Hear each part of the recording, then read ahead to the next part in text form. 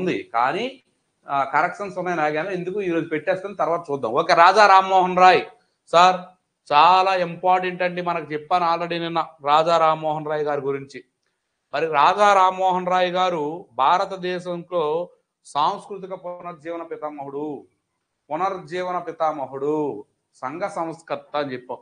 ఇతనికి రాజా అనే బిరుదు ఉందండి, రామ్మోహన్ రాయ్. ఆ రాజా అనేది బిరుదు ఎవరిచ్చారు సార్ అంటే రెండవ అక్బర్ అండి. ఏంటి సార్ రెండవ అక్బర్ అంటే మొఘలాయుల్లో మనకి రెండవ అక్బర్. మరి మొఘల్ సామ్రాజ్యంలో మనం చూసుకున్నట్టయితే రెండవ అక్బర్కి పేరు పెట్టుకున్నారు, అందుకే రెండవ అక్బర్.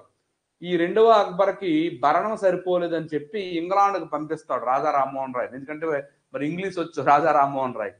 అప్పుడు ఈ రెండవ అక్బరు ఇతనికి రాజా అనే బిరుదు ఇస్తాడు.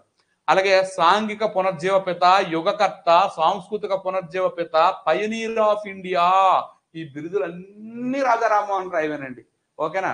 అలాగే హెన్రీ చెప్పాం, హెన్రీ సార్ 1453 సంవత్సరంలో తురుస్కులు కాన్స్టాంటినోపిల్ని ఆక్రమించారు అని చెప్పారా సార్? ఎప్పుడు సార్ అని మీరు అనుకోవచ్చు, స్టోరీలోకి వెళ్తే తెలుస్తుంది ఎందుకు సముద్ర మార్గాల అన్వేషణ జరిగింది. తురుస్కులు కాన్స్టాంటినోపిల్ని ఆక్రమించారు.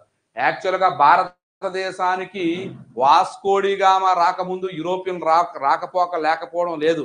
యూరోపియన్లు ఎందరో వచ్చారు. ఏం గ్రీకులతో యుద్ధాలు జరగలేదా? అలెగ్జాండర్ దండయాత్ర జరగలేదా?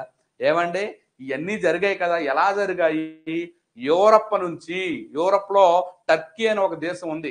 మనకి ఆసియాలో సగభాగం ఉంటుంది, యూరప్ లో సగభాగం ఉంటుంది. ఆ టర్కీ నుంచి మధ్య ఆసియాలో ఇరాక్, ఇరాన్, ఆఫ్ఘనిస్తాన్, ఆ విధంగా పాకిస్తాన్, ఆఫ్ఘనిస్తాన్, ఈ విధంగా ఒక రహదారి ఉండేదన్నమాట, భూరహదారి. అయితే టర్కీ దేశాన్ని అప్పట్లో సాంస్కృతిక నగరం అనేవారు, కాన్స్టాంటినోపిల్ అంటారు దాన్ని. టర్కీ